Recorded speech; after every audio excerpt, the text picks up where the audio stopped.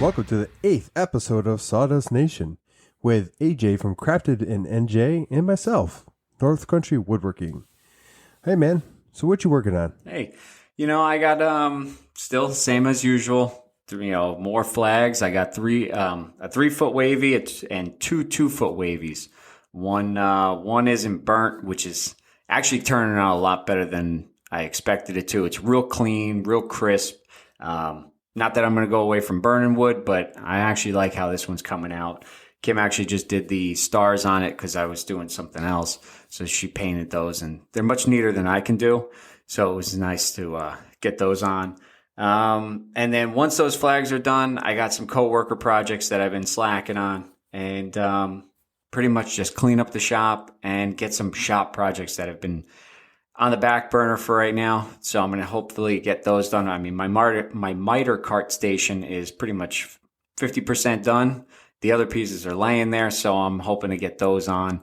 And the last thing that was in my bench and was in my shop and just got delivered the other day was a collaboration flag with Bear Country Flags.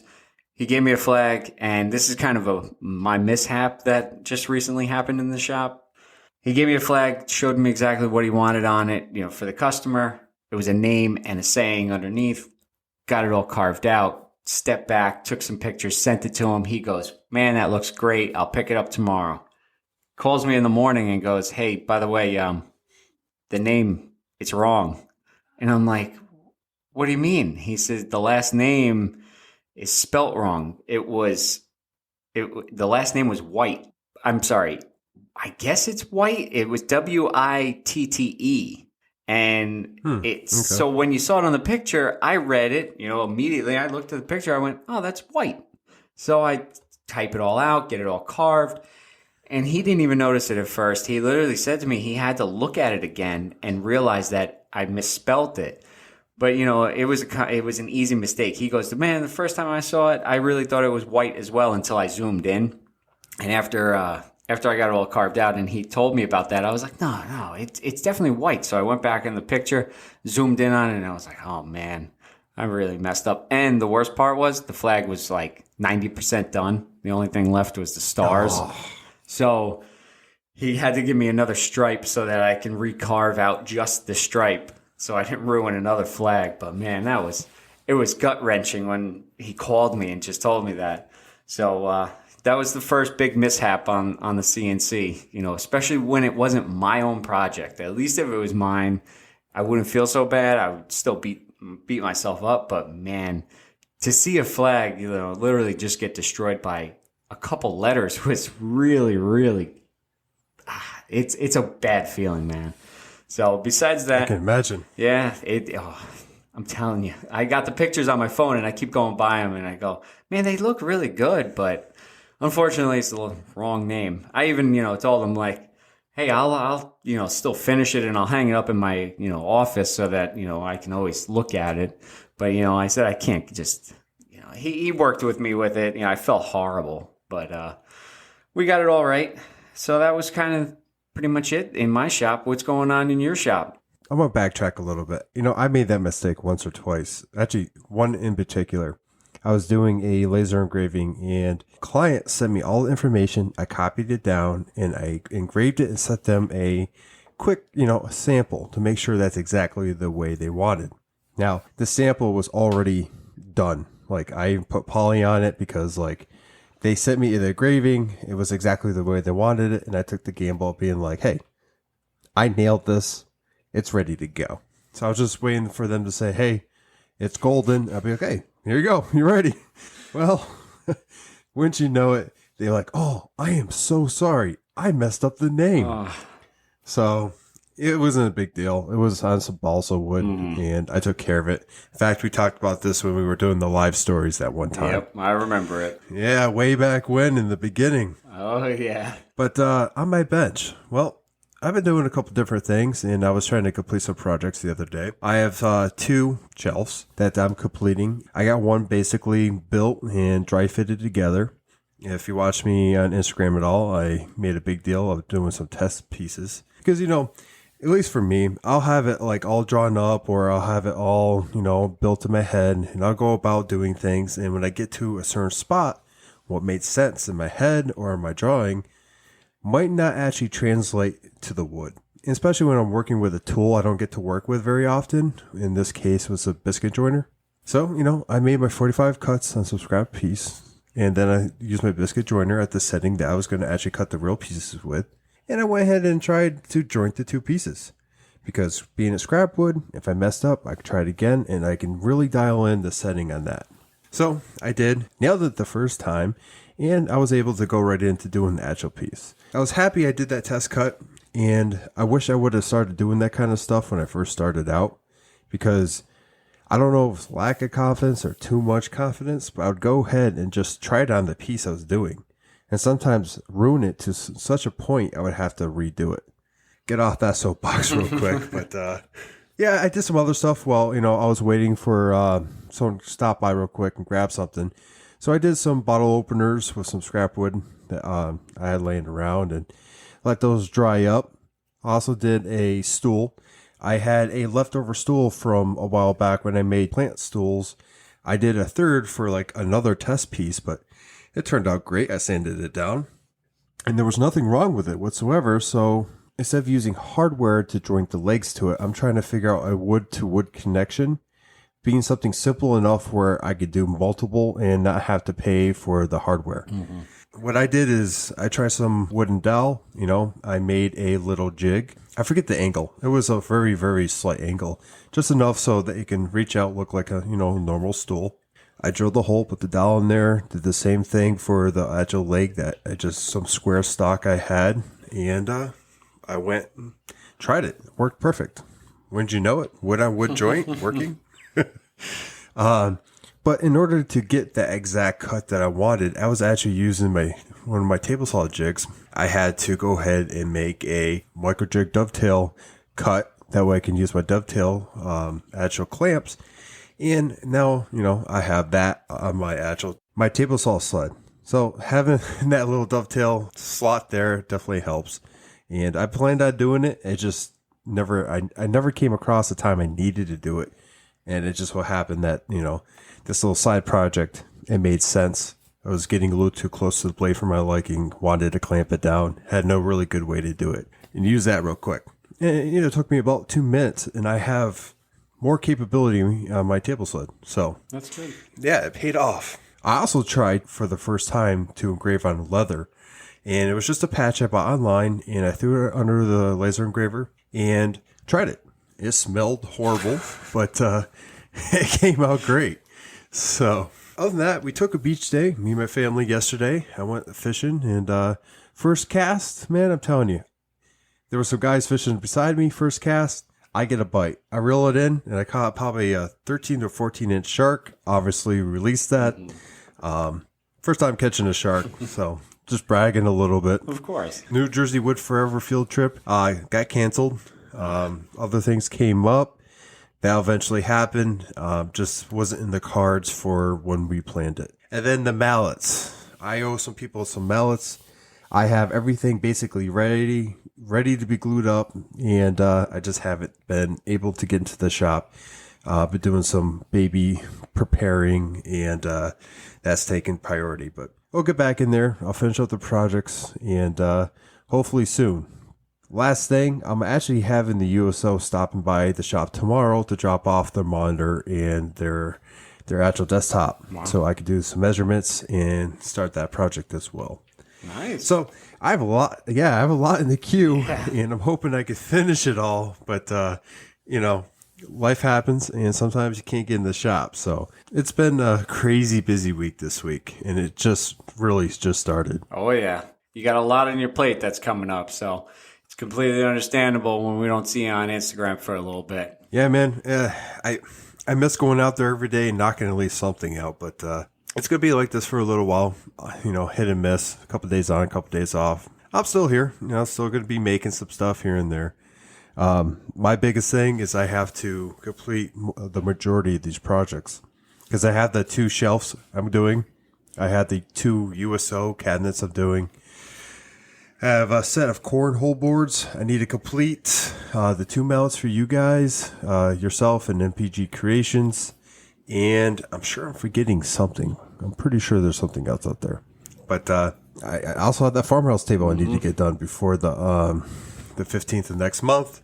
And that coffee table once I find the appropriate slab. Like I said, a lot in the queue, and I am eternally grateful that I do have that much. It's going to get to a point where I'm going to have to concentrate on one or the other. Oh, yeah. And all my clients already know, upcoming baby arrival. So hopefully everyone could be understanding.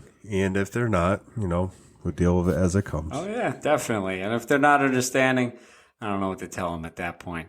I mean, I think everybody should be understanding, hey, I can't get into the shop, My second child just literally was born, so, I can't spend so much time like I used to in the shop. So just be patient. People are. Most of the clients I have are very patient, and I'm very grateful for having them as my clients because of it. And during this time, I'm hoping that everyone is patient. Yeah. Instagram and everyone listening here. Obviously, we can probably, if it time's right, knock out the podcast like we do every week. Yeah. But, if we have a pause here, that'd be why. Hey, it's all right, man. Once you get into woodworking, there's a lot of things, you got the lumber yard, you got Home Depot, Lowe's. Different places sell wood differently. So, one place might sell it by the piece, one sell it by linear foot, board foot. So we're going to get into that today. We're going to, go through some little terms that are kind of on the forefront of my brain that I know, and then even tell you some stories about lumber yards and buying different types of wood. But this all spawned from Kumo's Woodworking, and I believe, if I'm not mistaken, didn't he change his name recently on the big old IG? Yeah, I believe he did. I think it was Kumo's Woodworking Journey, and then he changed it to Kumo Does Woodworking. Yes, that's now it's Kumo's Workshop. So go check him out if you haven't. He is a great follow, does some really nice work, and he's getting into it and asking a lot of questions that I know I asked a ton of people online, including yourself, Josh. I know I asked and bugged with all my questions. Well, I did the same to you. Yeah. I remember when I first started talking to you, I'm like, I'm sorry I'm asking these questions, but if I'm bothering you, please, don't bother answering back. But what is woodworking? Yeah. So when Kumo asked us this, we read over it and decided that let's just do a whole show dedicated to this. It's going to be all about lumber yards, different, terms that they use, different ways to buy wood, pretty much just anything in general that we can kind of come up with, and anything on the fly that we don't have written down on our paper. So Kumo's Woodworking, actually Kumo's Workshop, was talking to me about some lumber that he wanted to buy. So I just mentioned to him about board feet and linear feet, because then he would know before he goes into it. So his question was, that AJ was talking to me about board feet being very different from linear feet, and how does that work? So right off the bat, linear feet is if the piece is 10 foot long and they're charging $3 per foot, then it's $3 times 10, which would be $30. But board feet is how much volume is in that piece of wood. So you actually have to do a mathematical equation, which I'm horrible at. And it took me a long time and I'm still questioning myself on this. Oh yeah, Josh is holding up his phone, which is literally the best thing. I go on a board feet calculator and get my pricing right then and there. And when I found out how you had to do this, and I'm thinking board feet, was linear feet, but just a different term when I was, first learned about this. And then the easiest way I did it was, a lot of places that I researched on didn't give me the easiest math equation to do. One said it this way, one said it this way. And so I just happened to go on to a lumber yard that's pretty local to me. But down in Fairfield, New Jersey, you got Boards and Beams, and it's a huge lumber yard. But they got literally everything from pine to cedar to slabs that are 20 feet long. I mean, they're amazing in there. But anyway, on their website, they also do a board foot calculation. they don't have a calculator on there, but they tell you how to do it. And that helped me out big time. Because when I went to Boards and Beams the very first time, which took me a long time to get to, because I was so intimidated by the size of this place, the things that they were going to be talking about. I don't know how to buy that type of wood. I know how to go into Home Depot, pick up some 2x4s, scan them, and then I'm out. This is completely different by, when I went in there, now the guy's measuring it. He's measuring it lengthwise, thickness, widthwise. And I'm going like, what is this guy doing? I'm thinking maybe just for inventory. And so I'm picking out, my very first time there, I'm picking out all this wood. And, Kim was with me and we were literally looking at all this crazy stuff, Purple Heart. First time seeing it in person and touching it and was like, wow, this is Purple Heart. I've never worked with anything except pine. So, how much could this be? It has color. Yeah, man, that is some gorgeous wood when I first came upon it. I couldn't believe it was actually real wood because of the color of it. But, I'm looking at it going, and I'm looking at a website going, I'm just going to throw a number out there. This is completely wrong. But, let's just say it was like $8. And I go, okay, so it's 10 feet long. So it's probably like $80 or so. Well, when the guy came over, measured it, and wrote it all down, I didn't see what he wrote down. So we're picking more wood. Next thing you know, I'm spending like almost $300 on some wood. And I'm going, what did I just buy? I didn't buy the whole lumber yard. I just bought a few pieces of wood. Where did this $300 come from? And I learned real quick that they did it by board foot. And I had no idea what I was doing. So my biggest suggestion is before you go anywhere that you're not sure of, and especially call them. Even if they don't have it on their website or a place that you're going to go, ask them how they calculate their pricing. Because if they do buy board foot, then you can at least calculate it prior to you going and have an idea on how much you're going to spend. So you don't go in blind and next thing you know, you're walking out with a $300, $400, $500 bill and wondering how you got there. And not for nothing, if you know your pricing prior to you going in, you can kind of double check them, because I have heard from people that sometimes some places like to take a little advantage of somebody coming in that's new. They will, absolutely. If they see that you have no idea what you're doing, I'm not saying all the places out there will do this. I mean, they could charge you anything, so you have no idea what you're looking at. Oh, yeah. The nice thing about Boards and Beams, and they show their pricing on their website. So if you know how to do the calculation, you can figure it out from there. Did I get screwed over in the beginning?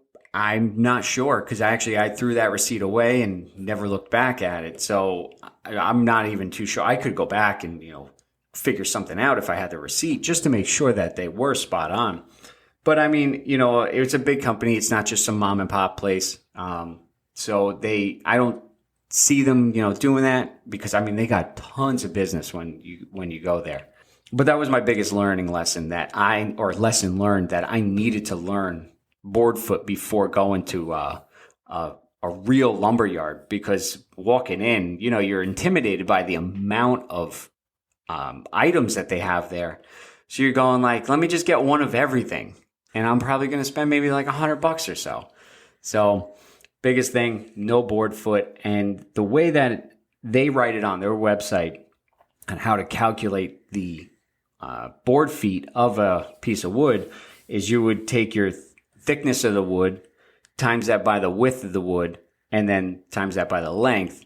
And they say to do it all in inches. So if, you got 12 feet, you'd want 144 inches, and then, 12 inches wide, 2 inches thick, and then you divide everything by 144, and then that would equal your board feet. You'd then take that number and then times that by whatever the price is of it. So if, once you got that number, you times that by $5 per board foot, and then you'd have your number. So at least, you could do yourself a favor and do it prior to you going somewhere, because then you have an idea of how much you're going to spend. So then you're not overspending either. You don't want to buy too much, if you don't need to. And it's important that you understand, something before you go. You don't have to understand exactly everything. Talk to the local woodworkers around you. See where they go. See who they trust and go there. Go there with them if you can. I mean, some, COVID and all, but I'll go there and explore the lumber yard, have them pick up some wood, listen in, buy some wood yourself, and they can kind of steer you in the right direction. I know for me, going to the lumber yard was a big deal. Like, I have probably driven by my local lumber yard a half dozen times before I stopped in. The first one I ever went to was New Jersey Wood Forever. And when I finally got to go there and stop in, I mean, like, it was a great experience. I mean, I didn't know what I was looking for. He helped me out to figure out what I was looking for. And even sometimes when I show up now, I'm like, hey, man, I want to do this. What do you suggest? Because I trust him in his judgment. Now, there's other lumber yards around me that has kiln and drying and are bigger, more meant for contractors I can go to. And using, this calculation and some of these terms, that's all they use. They don't have the time to sit and, teach me what I need to know. So I have to walk in with some idea. And the big thing, AJ, that you said is volume. We talk inches, we talk, this calculation that we need to make to find out what we need, but they're looking at volume. Most of us, when we first started, we're used to that linear feet. We go to Lowe's or Home Depot and we're like, okay, we're going to get, 2x6s or whatever. Going to a lumber yard that, is selling hardwood, even some softwood, and they're doing board feet, it's an entirely different mindset you have to get into. So, I don't know if we mentioned it, but board feet, you said, has a calculation, but one board foot is 1 by 12 by 1, and it is measured in volume, like we've already said. So keep that in mind. So when you're building something, you can kind of estimate what you need for board feet, and then use a calculation to find out a price. So when you show up and you're like, I'm going to use walnut because I love walnut. You show up to a lumber yard and you're like, hey, I need this much board feet in walnut. They can go right over. You go to the pile. Sometimes they let you pick it up. Sometimes, they'll pick it out for you. It's not going to waste their time. You know what you're doing. You sound like that. You're not going to get one overed because, you have some idea. There's always people out there like that. I like to give people a little bit of slack, hoping they wouldn't. But, everyone out there is trying to make money. Oh, yeah. So hopefully you guys are learning something from this and, taking away some of the lessons that, we've had to go through. And if this don't make sense to you at all, there are websites out there that you can look up, read about it. They show you diagrams, pictures, and they go as far into it as you could possibly think. We're scratching the surface of some of these terms. Oh, yeah. And if, with the terms, before we hopped on here, I just typed into Google, lumber terminology, and a website came up called hooddistribution.com. And it's actually hooddistribution.com/common-lumber-terms. And they go literally through the alphabet and go through every single term that you could ever imagine. I was scrolling through, and I mean, they go as, to the simple terms of like what a foot means, what growth rings mean, what kiln drying means. So they go through every letter of the alphabet, and every term is explained there. So then, at least then you have an idea if, because when I was coming up, first starting, S4S meant S4S to me. I don't know what that meant. I still, I still look at it and laugh because I was like, what is S4S? Well, for some of them out there, what does S4S stand for? S4S is for surfaced four sides. So that means it's jointed on the edges and then planed nice and smooth. So it's not rough. If you had a rough piece of lumber, which at Boards and Beams, they also have both. They have S4S, and then you will pay a little bit more for the S4S because they had to take the time to do that. But then, you can get immediately working on it. Some lumber only comes in S4S there, and then some only comes in rough lumber. Rough is pretty much they sawed it off the sawmill and threw it on their rack. So then you got to take the time to clean up the edges, plane it down. And that's how the Purple Heart was for me. Oh, really? And the Purple Heart was that way. But, when I first, and it's kind of a pleasurable treat for me when I get the rough lumber and I get it sent through a planer or a joiner, and you see that like the Purple Heart was dirty. It was, grimy. And then once you cleaned it up, it was like, wow, this is really, really nice. And the color came out. So, but you do have to put a lot more love and time into that rough lumber to get it smoothed out to do S4S. And the one other thing that I had no idea about, because I couldn't wrap my head around it until recently, was a simple 4/4. I didn't know what that meant. I was used to 2x4, 2x6, so 4/4, it means 1 inch. So it's 4 quarters. So to that board. So every quarter, so you got 4 of them equals an inch. So if you had 8 quarter, that would be 2 inch. That 4 quarter is actually under an inch. So it's at I think they're saying about 13/16 or a little more, but it's not an exact inch. So with that cutting board, they wanted an inch thickness. So if I went 4 quarter, I would have actually been under, and especially when I had to plane it down, I would have been even thinner than that. So I actually had to go 5 quarter. I was about to say 5 quarter would have done you just fine.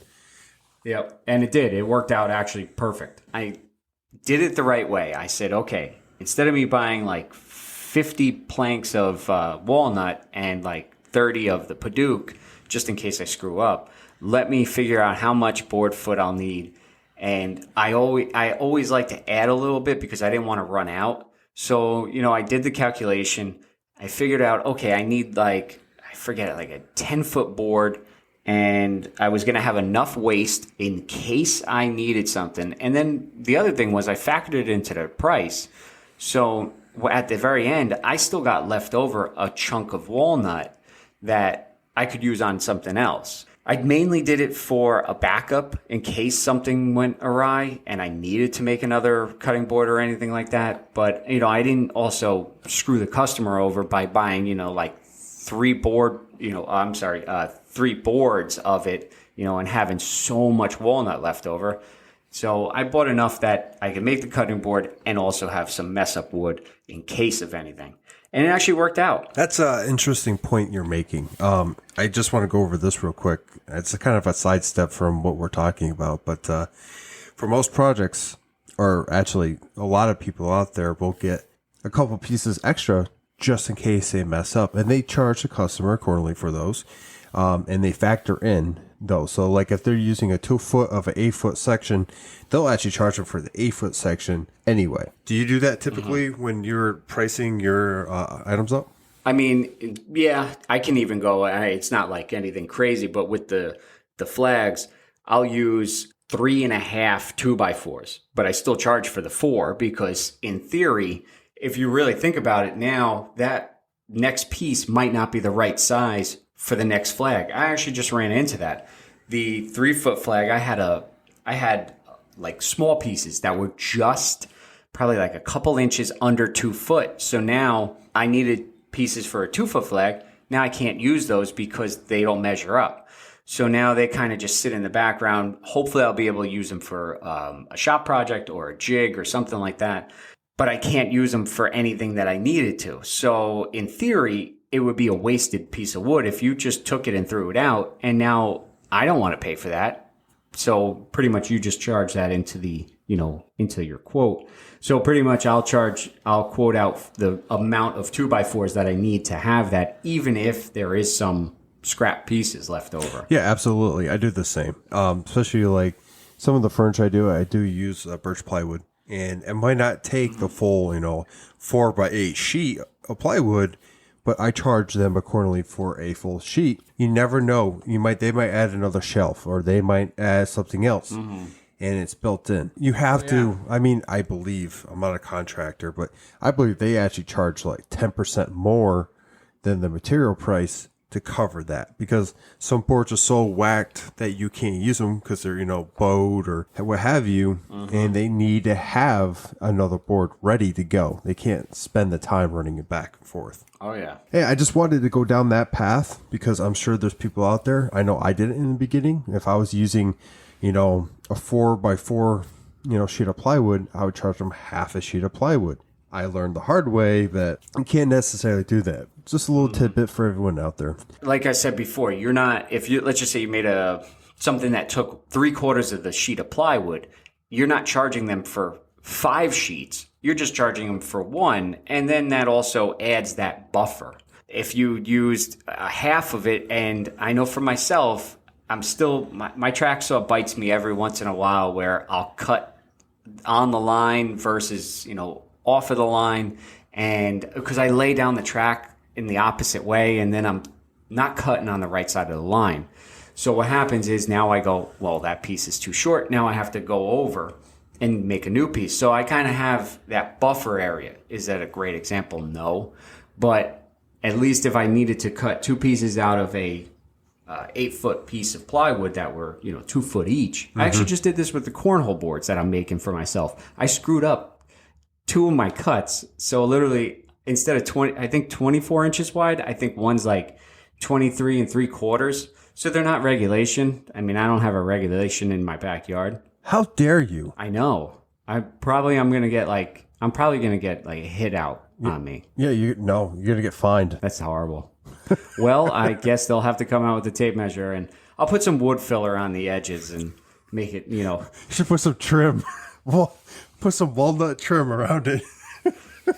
Hey, actually, I picked up, this is, it was the last piece at Home Depot last time I went there, and I was like, oh, I really like that grain that was on there. It's red oak ply. Oh, nice. Okay, yeah. And let me tell you, that was probably the heaviest piece of ply I think I've moved ever, besides MDF. MDF is a killer. I will say that on my cornhole boards, I don't buy a full piece. I buy the 2x4 foot sections they sell. Looking and make sure I get the good ones, and it's pretty much the exact size I want. I ensure that it's straight and whatnot, and that way I'm not buying the whole sheet. I just need 2 pieces of that, and it worked out last time because last cornhole boards I did, the grain and everything on that, I used maple, and man, it popped. It was so beautiful. In fact, that's my last set sold. My next set that I'm doing, they loved it so much. They're like, we don't know what stain color that is, and we don't know what you did. We want that. Nice. So yeah, I mean, like, I don't typically do that because you're risking a little bit, maybe not a straight cut, whatnot. But for those particular jobs, it's a little bit less cutting. I could throw it in my car real quick and take it home, do the frame, and almost be done with it. I don't recommend it for everything, but for that particular purpose, I would. Yeah, and especially if you got good at it, you've been doing it that way, then you kind of got accustomed to how you do it. If I took it, I'd probably screw it up. One piece would probably be like a foot wide, and the other piece would be like 3 foot wide, and I'd wonder why my cornhole board set doesn't look correct. And be on the opposite side, you'd be fine. Yeah, right? I'll get the wider one. Sir, you're not allowed to take the cornhole board and move it every time.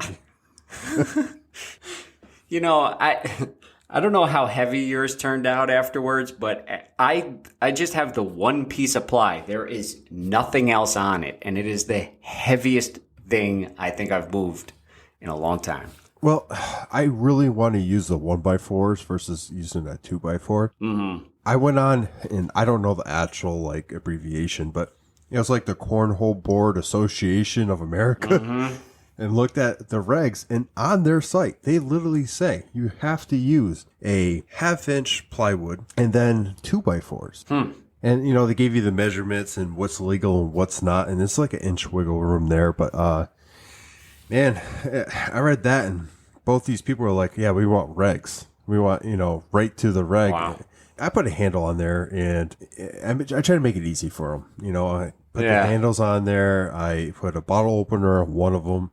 And, nice. I try to, make it really nice for them, but I actually really want to make it myself a set, and I haven't been able to. We'll see how that turns out. I'm actually going to make 2 sets when I get back in the garage so that, I can, have a set basically ready for whatever design they want on top, and then I could pump that out whenever needed.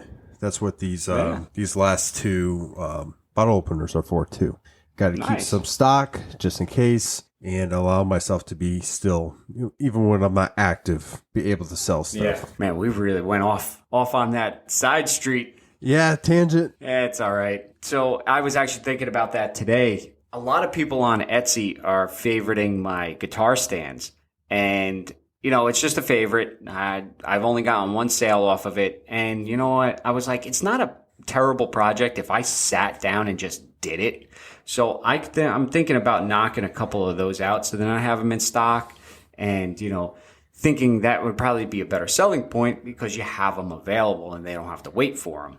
So I'm thinking about doing some small items in stock, so just so I have them, and then maybe I can get rid of them. That's how I really want to end up. Is I like doing commissions. I really do love doing that side of the woodworking business. But I also want to have enough in stock where I'll be like, no more commissions for this month, and still be able to produce, some kind of income from the shop. I've been struggling with that because I thought I was going to do a craft fair this year, and I actually built up a little bit of a stock preparing for it. And then the first one got canceled. I started slowing down, stocking up because, I foresaw that it wasn't going to happen this year. I'm trying to ramp up again.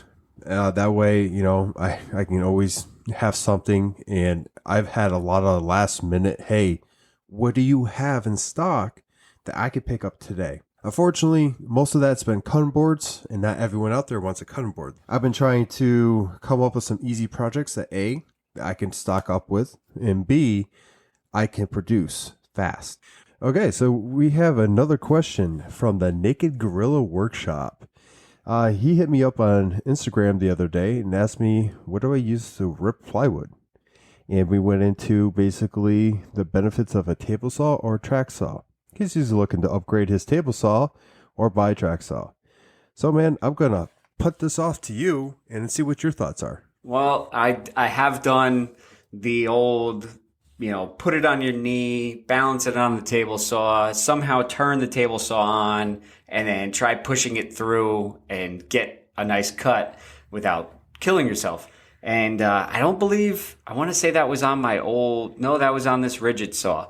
I was going to say, because I don't think I could have done that on my little contractor saw that I had from Cobalt, because the whole thing probably would have fell over. But it's not fun doing a big 4x8 sheet of plywood, especially by yourself on the smaller saws. If you have a saw that's capable of it and you have something to support that wood so that you're not just supporting the whole thing, different. But mainly my go-to with that is some foam underneath on my concrete floor, the plywood, and my track saw. And one thing that I have to say is, anytime you're cutting with a track saw and you don't have something underneath it that's thick enough, always make sure your blade is high enough so it won't hit the concrete like I did with mine. And I was wondering why my saw wasn't going through the plywood anymore. It's one way to sharpen your blade. I thought I set it right. I measured it, I put it on the edge of the plywood and the foam that I have underneath. And I go, this is perfect. This will cut right through. It'll just skim the top of the foam. And I guess the adjuster loosened up. So I, pushed the handle down on the track saw and I'm like, wow, this thing is really not cutting really well anymore. And I look and I have a score mark right in my concrete. And I'm like, well, I guess I know why now. So I would say track saw all the way.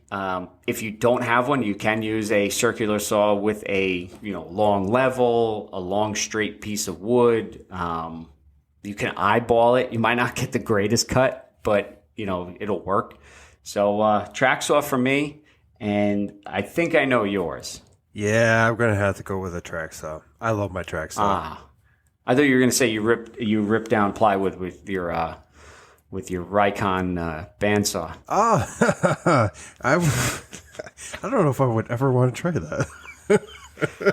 You can only do what, like 15-inch pieces? Honestly, I'm blanking on what my table can handle right now. But I have a contractor saw, and without the bench that I built around it, I could never do plywood. I wouldn't dream of doing it. I've done it with the bench I had, and long story short, I had my table saw turned at one point in time, so I didn't have anything supporting basically the sides really well. Mm-hmm. And then eventually got smart and I turned it the other way, so when I'm doing wider stock, it has something to support.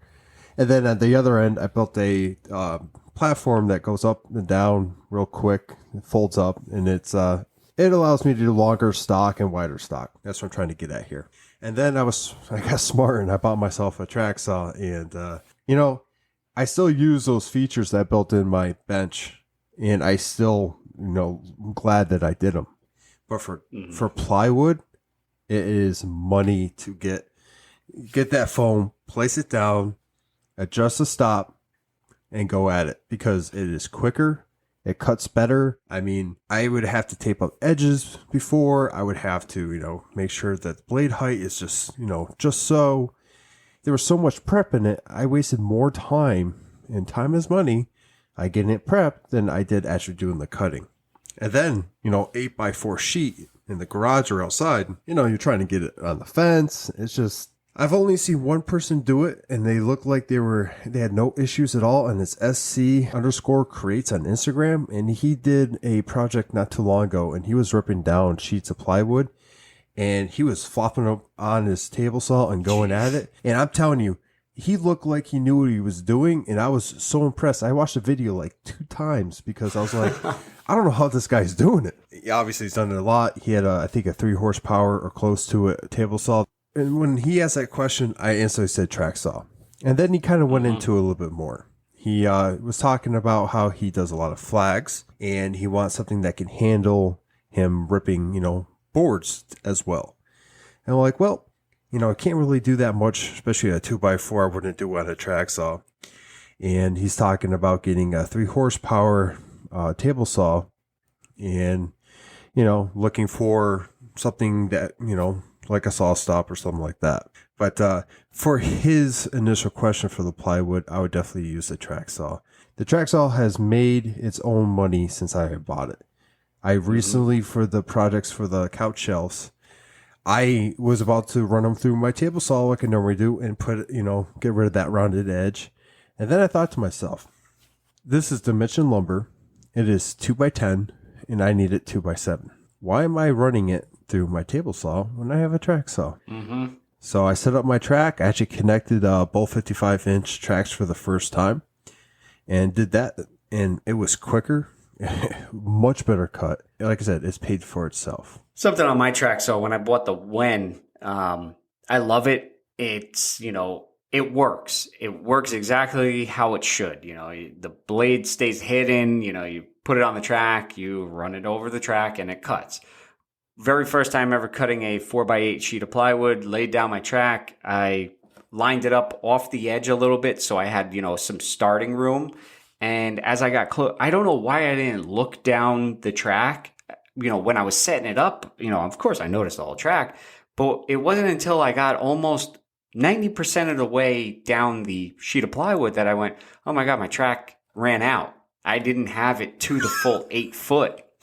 So now I had to stop and then, of course, flip the track around, get it set up again. Actually, I'm sorry, just slide it down and then finish my cut. I found out the hard way that the tracks that initially came with my track saw were, I think, 36-inch each. So it didn't make up a full 8 foot. So now I had to buy new tracks and whatnot. But so I have an array of tracks sitting on my garage door. So I got a lot of variety that I can use, because when I needed to do something small, I had to keep taking apart my larger track. So I had to take it apart, use the small piece, put it back together, store it. So I just said, screw it. I'll get a couple more tracks, different sizes. But yeah, one of the biggest things, make sure your track is 8 foot or more before you start cutting an 8 foot board, and don't, find out the hard way like I did, because that cut wasn't perfect at all. Because of course the track must have scooted a tiny bit when I laid it down on the second cut, and then I had to sand some things, and I didn't want to do any extra work. I just wanted to cut the piece of plywood, and of course, I had to do it in 2 steps. But I love my track saw. I call these luxury tools. In some sense, I don't consider it a luxury tool so much now because I've used it in so many different applications. Mm-hmm. But there are other tools that you can buy for much cheaper that could do the same job. So in some ways, they are luxury tools. Taking a moment to familiarize yourself with the tool pays dividends, because the first time I ran it's a track saw. How hard is it to, set up? I looked at the saw, didn't read any directions, went down the track, and I must have, I did something, and the track saw jumped off the track and actually hit my track and cut a little bit of it. Yeah, I made my mistake, and that's when I stopped what I was doing, unplugged it, sat down, read the directions. It's like, that was stupid. You know what I'm saying? Like, I was upset, very upset that I damaged my new tool. And B, I was like, oh, okay, I think I put the cart before the horse here, and I really need to set up this tool properly. I think we've all had those times, especially in woodworking, where we didn't take the necessary time to sit down and understand the tool, and we had a mishap or close to a mishap. I got a good one for you with the track saw, and it being new. I knew this when I first got mine because I read some directions. You do the initial flip through to look at the pictures to see what they're doing. And then I read a little bit, and I noticed that they said that you should run your saw with no workpiece underneath on the track to cut the little rubber edge. Well, when I got the 2 new tracks, this was actually why I screwed up the cornhole boards, because I set the new track on my marks, no problem, put the saw down, ran the saw over it, and noticed it was the cut was off. And I'm going, why is the cut off? If I put it on the right side of the line, I knew I was cutting. I didn't realize that I never cut the rubber strip. Oh. Yeah. So now I did that to 1 because I bought 2 50, I think they're 250s. Now, so the next one, I actually have something marked on it so that I remember to cut the rubber strip prior to me doing any kind of cutting on the boards. But yeah, that was my next mishap with that. And so I screwed up a blade, screwed up a few cuts, and actually in the beginning with my track saw, I actually reached out to, I'm going to screw up his name. I think it's like Tierno Woodworking. He's on Instagram. Let me see if I can pull up his thing while I'm here. Yeah, as you're pulling that up, let me go ahead and tell you, I did the same thing. On my second track, I never cut the rubber off. And as I went down and cut that full length, I realized quickly, and I saw the little bit of black popping up. I'm like, what is that? Is it burnt? Oh, yeah, I messed up here. And as you were saying that and talking about it, I actually looked it up, and it's like $11 to buy a replacement for that rubber. So you can rip that right off, and you can start over. Lesson learned. Instantly, my biggest worry was when I always use one track primarily. When I use the other track by itself, is it going to line up exactly the way I need it to? I wasn't worried about the way I was cutting in that particular format because I was using the side I normally use and already pre-cut the rubber with as my starting point. I will be probably buying that replacement rubber and cutting it properly, because if I do accidentally grab the wrong track, I want to ensure that it lines up the way I need it to. You got his name? Yeah. And you're also lucky that you didn't use the new track and your beginning cut, because then it would have definitely been off. Oh, 100%. Yeah. Yeah. He's Tierno Woodworking on Instagram. Really awesome follow. Does some really awesome builds.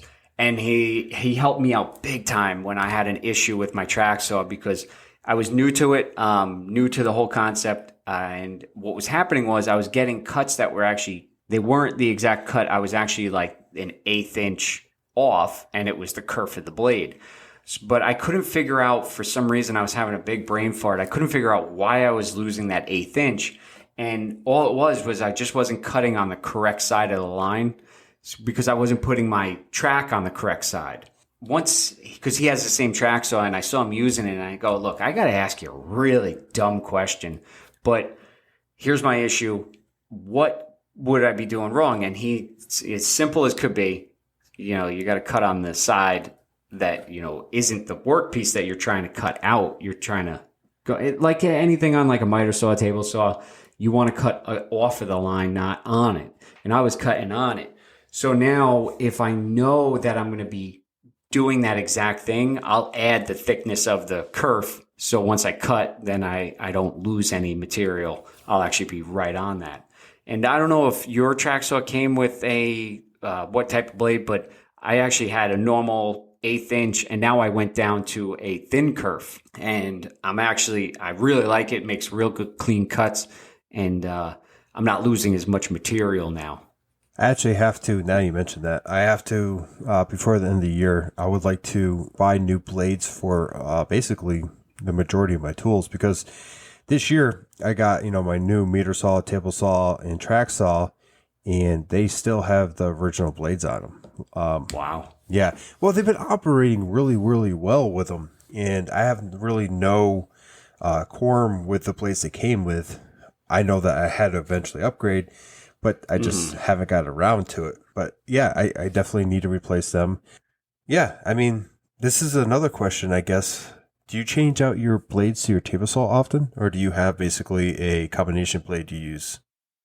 Well, when we went to the woodworking show that we met up at, Yeah, I went to sawblades.com. I think their stand was there. they were, yeah. And I was talking to the guy about bandsaw blades. I was talking to him about table saw blades, and he was talking to me about this combination fraud. I think it is who makes Diablo Frood. FR, I think EUD. Yeah. Yeah. So anyway, food, I'm not sure. But all I have to say is I wish I knew we were going to get into this, and then I would have gotten the blade number or something. But it is, no, it's all your fault. Okay, you didn't fine. put this in the show prep. Saw blade talk. I don't see it down here. We just named this episode Tangent. Yeah, right. We had plans, really good plans, and we never went through with them.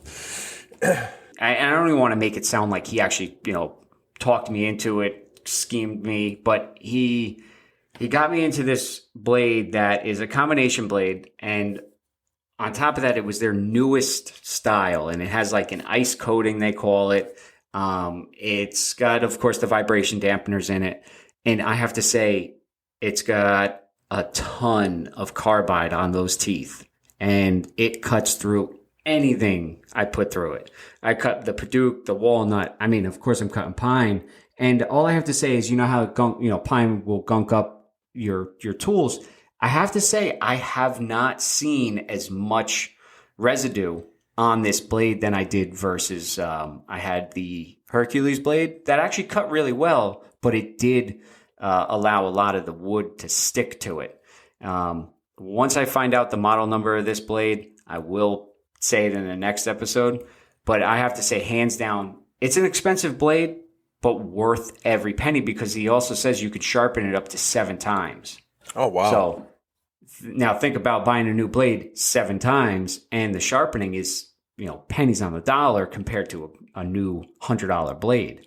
But to say, do I change out blades? No, I put one blade on and I'll stick to it. The only time I would ever change out a blade, and I've never actually had to, was to do a dado stack, but that's terrifying to me, to think about putting multiple spinning blades on a table saw and then have it spinning at you. I really want to be able to get a dado stack. The saw that I currently have doesn't support it. I say that in quotations because you can put a smaller one on there, but in the manual it says in big letters, do not, because it doesn't supposed to support it. Not going to change out my table saw. I like what I have. I'm going to use it for as long as I can till it dies, and then I'll eventually get into a bigger saw that can support a dado stack. But yeah, I think a shop upgrade at the end of the year that I do, or sooner. Maybe I'll buy a blade here or there. I still haven't settled on the type of blades that I want to use, and if I want to get a good combo or get, cross cut. Just there's so many different ways you can go about, supplying your shop with blades. So I know the kind of blades I love for my bandsaw, but other than that, everything else I'm kind of exploring as I go. I will say that with this Bosch saw, when I was reading my Bosch miter saw Tiffany, that is now branded. When I first got it, I read reviews that the saw blade that comes on it is garbage. Just immediately take it off and replace it with something. So I was at Lowe's the one day and I saw Mike over at Coffee Custom Builds using a spider blade on his miter saw. So I said, let me give it a shot. I've read good reviews about their hole saws. So I said, if the hole saw's cutting good, so let me just try this. And I have to say, it is a clean cutting blade. And I think it's an 80 tooth. And I didn't really want that high of a tooth count. I wanted a little lower. But I said, for the price point, and it was available, right then and there. So I got to throw it on, and it's cut everything I've thrown at it so far. And without hiccuping, without binding, without burning, it is a great blade. If you haven't checked out the spiders, definitely check them out. They even make a 10-inch. So I think your blade on your table saw is a 10-inch, right? Yeah, it's a 10-inch, I believe. So yeah, it's a 10-inch. Yeah, I would definitely look into those. And like I said, Lowe's carries them. It's a really, really nice blade. It's carbide teeth. They actually do have a lot of carbide compared to other brands that I've seen. But I have to say, really good blade. Solid. Have you ever had to send in a blade for warranty? No. I did. From sir. Diablo. Really? Yeah, I had a Diablo 12-inch blade that I put on my Hercules saw. And I went from, I don't remember what. Oh, I had the regular Hercules 12-inch on there. And it cut fine. It didn't wobble, no nothing. I threw a Diablo on there. And I'm getting these real weird cuts. And I'm watching the blade. Actually, I took a dial indicator with a magnetic base, slapped it on a piece of flat stock, and then rotated the blade, and it was out. I forget how many thousandths of an inch. And you actually could watch the blade wobble. So I took it back off, cleaned the arbor, clocked it a little different, and same result. And so I contacted Diablo. So they said, send us the old blade. And, if we deem it's a blade issue, we'll send you a new one. About maybe a week and a half later, I received a brand new blade in the mail. Nice. Yeah, I can't say I've ever had to do that. I want to talk about warranty real quick. 3D printing. I actually been upgrading my 3D printer just a little bit, and I bought the auto leveling kit and a new chip that makes the motor essentially almost silent. Before, like, it's in our living room, so you could hear it. We'd have to turn the TV up a little bit to enjoy anything. I put the new board in it, and it was working fine, and then quit on me. So, actually, I have the new board. It just came in, the replacement, and I got to send this one back. But that is my warranty story. I've had many parts or anything kind of break on me in the warranties timeline. I've mentioned it before, so I'm not going to really go into it, but Rockler and Pony Jorgensen, I've had some issues in the past with them, and it was an instant, they asked the problem. They said, okay, here's the replacement, and a few weeks later, I have something in the mail. Wow. So, I've had really good. Yeah, really good luck with them. So now that we've gone in all the tangents that we have today, bear with us a little bit longer when we talk about the next topic. It's serious. I hope that you never have to deal with it, but it is going around, and we want to kind of highlight it a little bit on this podcast. So there's an email scam going around that has to do with woodworking. They're going to contact you about, I believe it's a red oak bookshelf, and they're going to want a quote. They give you basically everything you need, and it does sound like a client reaching out. And then toward the end, it starts to get a little dicey. They're going to send you more money than you asked for the quote. They want you to cash it and then, send it to this person. And long story short, it's a scam. They're trying to scam you. It has been brought up many times on Instagram and different people. Some people recognize it right away. Some people actually, They go back and forth because they want to mess around with the individual. My suggestion is if you see this pop up, delete the email, maybe make a post to make people aware, especially people that follow you. I had an individual reach out to me asking about this scam essentially, and they were wondering what I thought about, how it was going, because in this individual's mind, he didn't know it was a scam, and he was like, something doesn't feel right. Luckily, I've seen, other people go through this, and they've, posted about it and let people know. So I was instantly able to be like, hey man, this is a scam. Don't engage with them, block them, delete them, mark them as spam. So just keep an eye out for it. I don't have all the details. Maybe next episode I can get a hold of those. That way we can really call out, this individual that's doing this. They can change these details too. So I don't know how much that will help. But if you see it, don't engage. If you really want to go back and forth with them, that's up to you. But just we're trying to make people aware, because we don't want anyone to actually try to do this and, get scammed. We have enough going on, that we don't need to worry about it. So hopefully that helps a little bit. And, if someone listening to this, has that in their inbox, they can just go ahead and delete it. Yeah.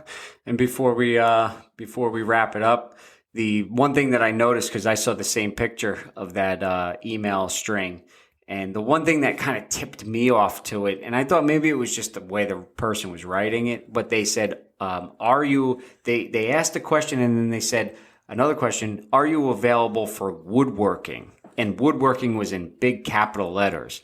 I don't think I've ever had a customer ask if I'm available for woodworking. So just the way they worded it kind of threw you off to say like something doesn't sound right. It's not the way somebody would ask, can you build something for me? So definitely, glad that that person reached out to us, about it to see what we thought. So I'm glad that he reached out to you. He did tell me what you said, that it was a scam to get it deleted and whatnot. So happy that turned out the way it did. But yeah, if you ever get involved in an email like that or any kind of message, it can happen anywhere, Instagram or email. So at this point, I think that was it for the show. I think we went on a few different roads, down a few different paths that led us to here. Yeah, I think it was a good path, a couple good paths and a couple good roads. But so if you ever want to reach out and give us a holler, go ahead and DM either myself at North Country Woodworking or AJ at Crafted in NJ on Instagram. We also have Instagram page for the podcast at Sawdust Nation Podcast. You can also email us at sawdustnationpodcast@gmail.com. And if you want, you can even send us a voice message on, you could even send it. I think you could send one to the email as well. You could probably just record it on your phone and then email it to us. So you can either send it into a DM, and that way then we can play your lovely voices over the podcast, and then you become podcast famous on that one. So, but send us your questions, comments, anything, even if you don't like my voice on here and want Josh's cat to do the podcast with him, I would definitely tune in. Hey, we're here just to have fun, and we're hoping that everyone listening out there is having fun with us. And we like to answer you guys' questions, because this podcast is essentially for you guys. We just like talking about woodworking. Give us something to talk about. Como has asked plenty of questions that we've aired on here because he's reached out, and they're good questions. I mean, lumberyard lingo is a topic that, we barely scratch the surface on. So if there's something that you're curious about, never be afraid to ask a question. Yeah. And if we don't know the exact answer, we will try to point you in the right direction. All right, man. You have a good night. You too. See ya. Bye. Adios. Meow. This is like a teenage phone call. When do we hang up? I don't know. Who's going to hit stop first? I don't know. 1, 2. Did you stop? I got you.